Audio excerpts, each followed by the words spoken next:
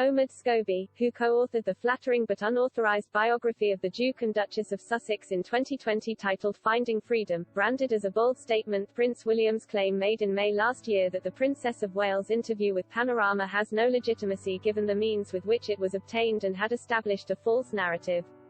The royal expert believes the BBC had to be punished for the way Mr. Bashir behaved and how it led the probe that followed.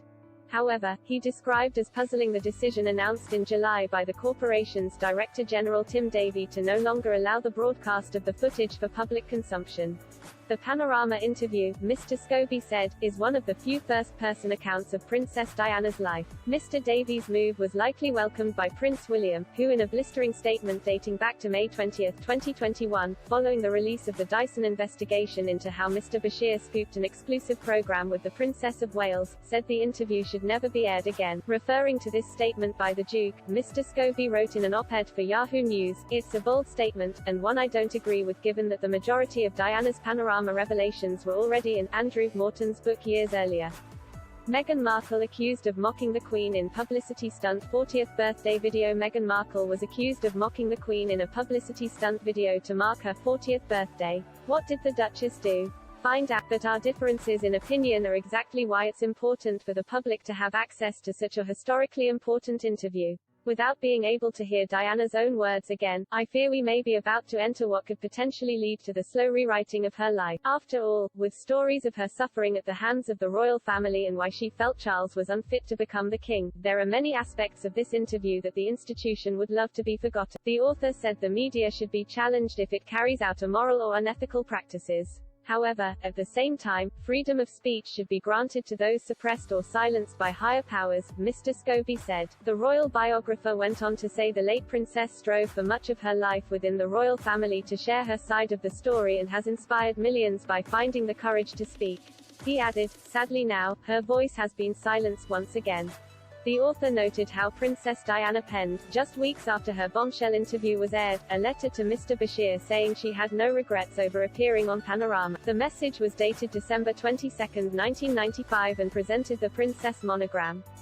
It read, Martin Bashir did not show me any documents, nor give me any information that I was not previously aware of. I consented to the interview on Panorama without any undue pressure and have no regrets concerning the matter.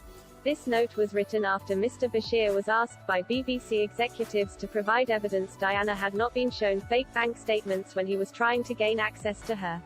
In his report published last year, Lord Dyson found Mr. Bashir showed fake documents to Earl Spencer, the princess' younger brother, to gain his trust and be introduced to her. Among other findings, Lord Dyson also stated that, by gaining access in this way, the reporter was able to persuade the then-wife of Prince Charles to agree to give the interview. The report added that the BBC covered up what it had learned about how Mr. Bashir had secured the interview and described the broadcaster's internal probe in 1996 looking into what had happened was woefully ineffective. In his raw video statement released in the wake of the Lord Dyson's report's publication, Williams said the interview had contributed significantly both to the breakdown of his parents' marriage and to the princess' fear, paranoia and isolation in the final years of her life. He also said, "It brings indescribable sadness to know that the BBC's failures contributed significantly to her fear, paranoia and isolation that I remember from those final years with her. But what saddens me most, is that if the BBC had properly investigated the complaints and concerns first raised in 1995, my mother would have known that she had been deceived. She was failed not just by a rogue reporter, but by leaders at the BBC who looked the other way rather than asking the tough questions." Last month, the BBC agreed to pay substantial damages to William and Harry's former nanny Tiggy Legbork after Mr. Bashir had made unfounded allegations about her as he attempted to secure his interview with Diana.